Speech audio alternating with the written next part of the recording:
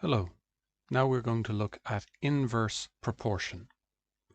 So inverse proportion, let's think about our words. Proportion means that there's a relationship between two things. They're in a ratio together.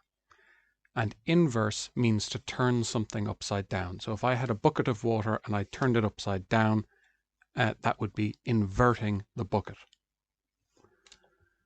So we have an inverse proportion is going to be a ratio that works differently. It's going to be an inverted, an upside down ratio compared to what we're used to. So let's look at this as a physical example. And we're going to think about speed and how long it takes us to travel a particular distance. So Ace cycles at 20 kilometers per hour for 40 kilometers.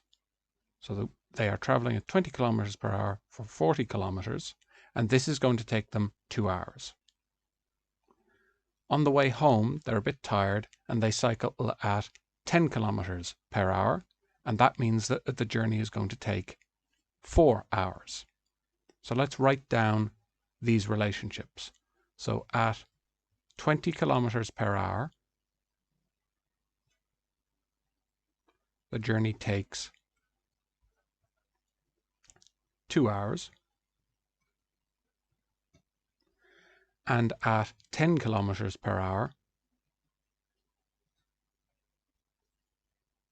it takes 4 hours. Physically, we can see that that must be true. That would make physical sense. If I go half as fast, that means it's going to take me twice as long.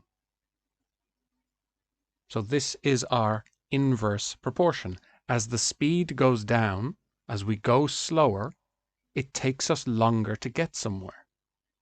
If we think about walking between classes, if we walk very slowly to class, it takes us longer to get there than if we ran to the next class.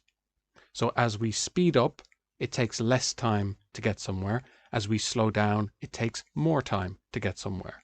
So there's a connection between the two things, but as one's going down, the other goes up, as opposed to our direct proportion, where as one thing goes up, the other thing goes up.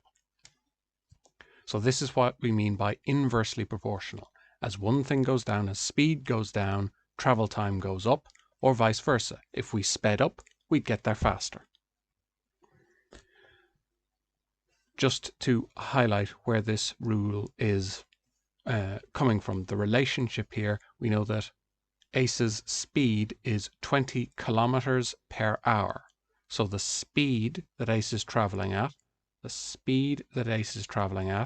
is kilometers per hour, is the distance, which in this case is 40 kilometers, divided by the time. So the speed is kilometers per hour divided by hours.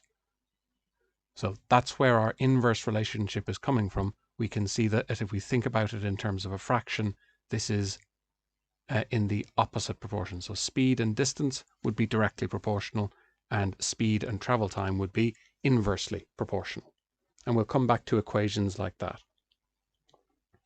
Now, let's put this into practice in a different scenario. So we already know as one thing goes up, the other thing is going to go down in the same proportion. If we half the speed, we double the travel time. If we had doubled the speed, we would half the travel time. So let's put this into practice here. 5 painters take 6 hours to paint a wall. It's a big wall.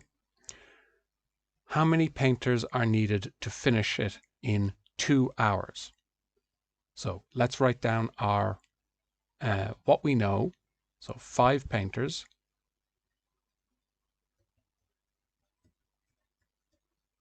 take 6 hours.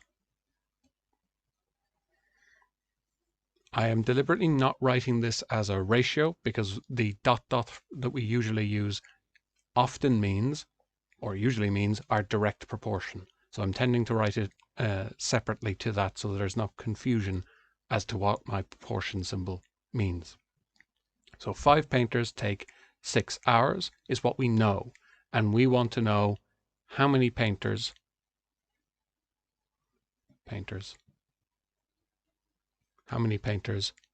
take, I'll rewrite this out.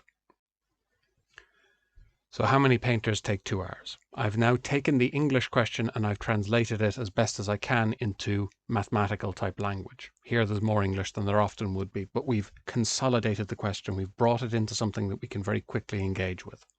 So 5 painters take 6 hours is what we know. How many painters would take 2 hours?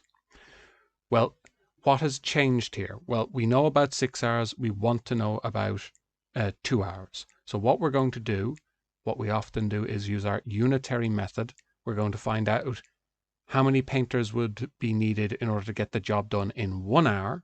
And then we're going to go up to our 2 hours.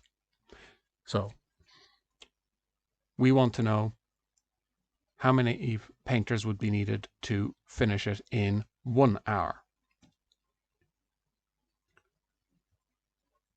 So as the time we need to get this finished in goes down, the number of painters we need goes up by the same amount.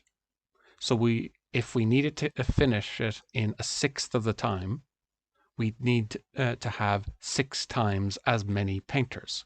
So we'd have 6 by 5 is 30 painters to get this finished in 1 hour.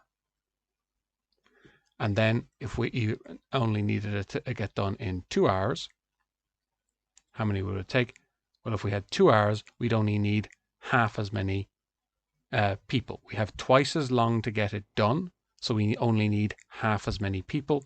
So that means we would need 15 painters. This is more difficult to write down like an equation because the relationship is actually like this. And we're focusing on writing ratios and avoiding equations for now. So it would take 15 painters to get the job done in 2 hours. Let's look at a different situation. How long would it take 10 painters to paint the wall? So let's write down what we know. 5 painters take 6 hours. And 10 painters take how many hours? So the painters is the thing we are changing. So what we are going to do is find out how long it would take one painter to do the job. So if we have 1/5 as many painters, if we only have one painter, they're going to take 5 times as long to get the job done as 5 painters would have. So that means it would take one painter 30 hours to paint the wall. And we want to know about 10 painters. So if we had 10 times as many people to do the job, it would take 1/10 as long to get done. So that would only be 3 hours. So that's how our inverse proportions work. The storytelling element of it is very important for being able to keep track. So we take the English of the question and try and write it as neatly as possible, as mathematically as possible, and then we ask ourselves, as one thing goes down, the other goes up, or as one thing goes up, the other goes down. And that's how we need to keep our relationships clear for inverse proportions.